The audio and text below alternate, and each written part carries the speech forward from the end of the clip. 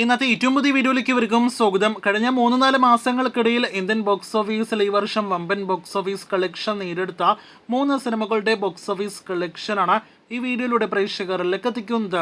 ആദ്യത്തേത് ദളപതി വിജയുടെ ഈ സെപ്റ്റംബർ മാസം തിയേറ്ററുകളിലേക്ക് എത്തിയ ഈ 2024 വർഷത്തിലെ ഒരു വിജയ ചിത്രം കൂടിയായ the greatest of all time കളക്ഷനാണ്.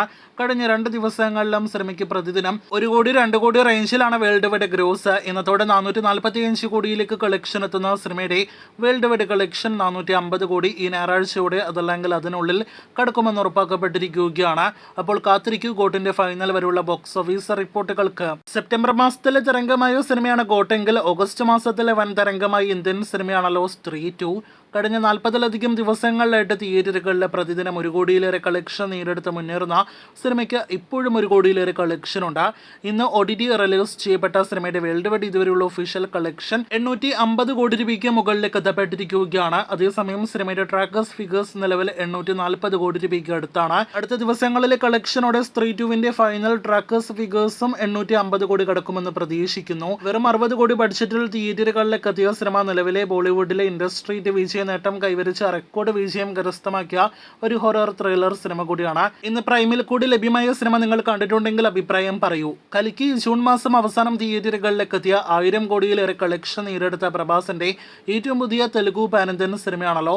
തിയേറ്ററുകളിലേക്ക് എത്തിയിട്ട് ഇന്നേക്ക് 3 മാസങ്ങൾ തികയുന്ന ജൂൺ 27-ാം തീയതി തിയേറ്ററുകളിലേക്ക് എത്തിയ സിനിമയുടെ final world wide detail collection പുറത്തു വരുമ്പോൾ സിനിമയുടെ നിർമ്മാതാക്കൾ പുറത്തുവിട്ട 1100 കോടിയിലേക്കും ആരാധകർ പുറത്തുവിടുന്ന 1200-1250 കോടിയിലേക്കും സിനിമയുടെ കളക്ഷൻ എത്തിയിട്ടില്ല. 1042 കോടിയാണ് സിനിമയുടെ വേൾഡ് വൈഡ് ഫൈനൽ ഗ്രോസ്. നാഗശ്വിന്റെ സംവിധാനത്തിൽ പ്രഭാസ്, ദീപിക പദുക്കോൺ, അമിതാഭ് ബച്ചൻ തുടങ്ങിയവരൊക്കെ അഭിനയിച്ച സിനിമ 3 കോടി 64 ലക്ഷം പേർ ലോകമെമ്പാടുമായിട്ട് തിയേറ്ററുകളിൽ കണ്ടുവെന്നാണ് റിപ്പോർട്ട്.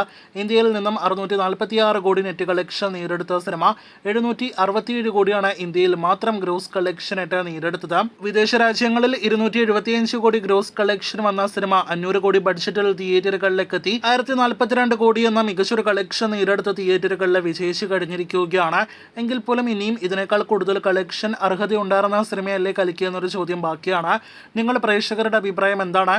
കാത്തിരിക്കൂ കൂടുതൽ ഇതുപോലുള്ള കളക്ഷൻ വീഡിയോകൾ കേട്ട്.